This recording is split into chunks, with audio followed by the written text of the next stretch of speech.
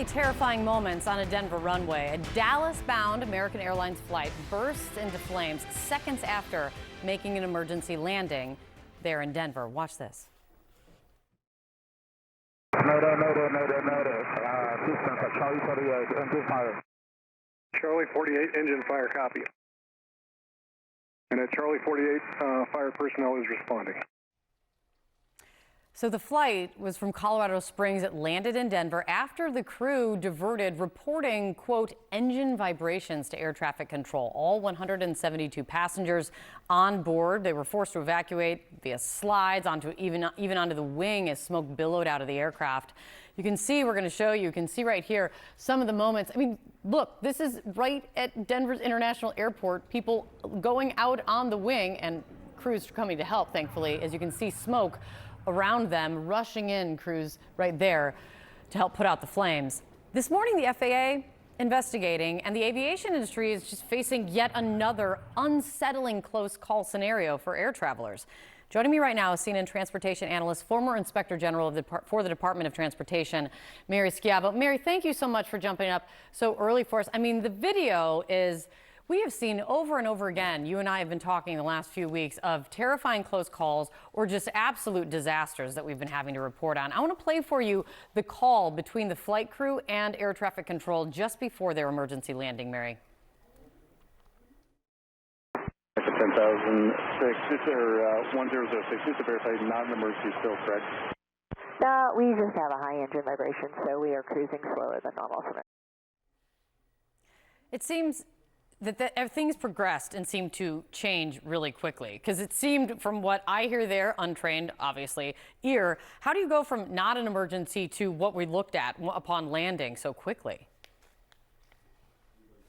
Well, again, you go quickly into that situation depending on what's going on with that engine. Now, this is an engine. There are over 7,000 of them out there, but it's a similar plane and a similar engine. If you recall, in 2018, it had an uncontained engine failure, and a woman was partially sucked out of a Southwest Airlines flight. So if the engine was experiencing vibration, we already know there's something wrong with an engine. This particular engine does have some what's called airworthiness directives on it to inspect the seals, the combustion liners, and some other parts of that engine, the turbine blades.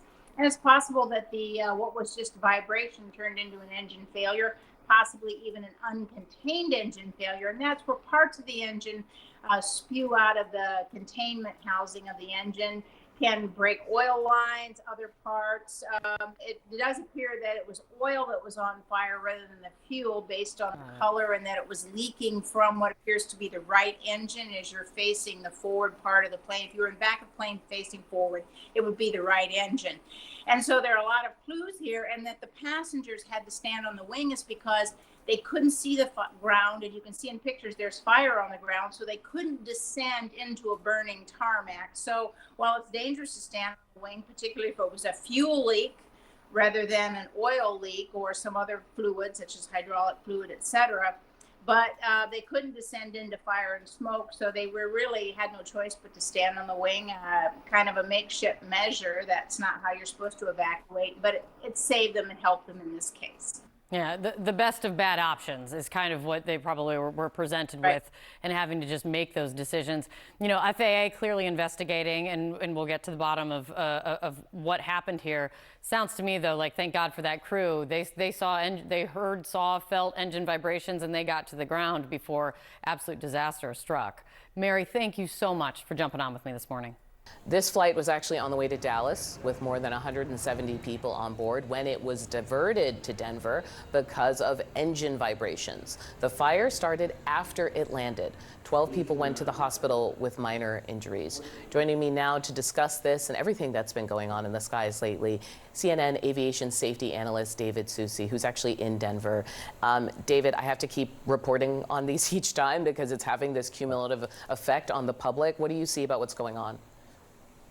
Well, right now in Denver, they're trying to clean up what happened, but the fact that it was diverted, there was something that happened in the air. The vibration could have been caused by a number of factors. However, once it got on the ground, it appears that there was a fuel leak or fuel pour that got out onto the ground and then was struck on fire.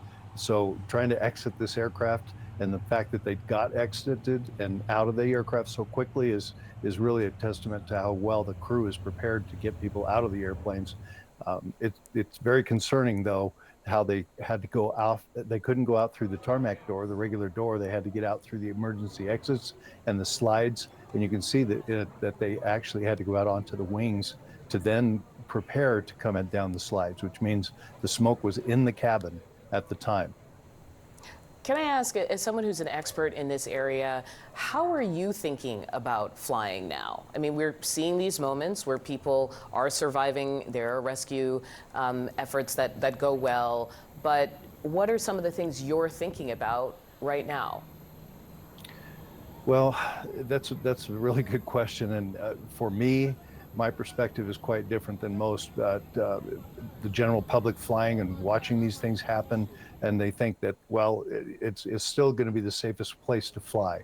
We're still going to be able to be safe, and it will be. And you can throw statistics at it, but that still doesn't help many people that ask me that question.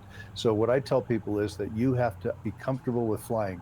The worst thing you can do is, if you're scared of flying, if you think that all these things are going to cause a problem, just don't fly for a while until you get comfortable with it. That's the only advice I can give to you. But I can still throw statistics at you about the safety of flying and the millions and millions of people that fly and are safe and don't have any kind of difficulty getting on the airplane or have these fires and experiences. When we see this, it's our fear of that happening to us.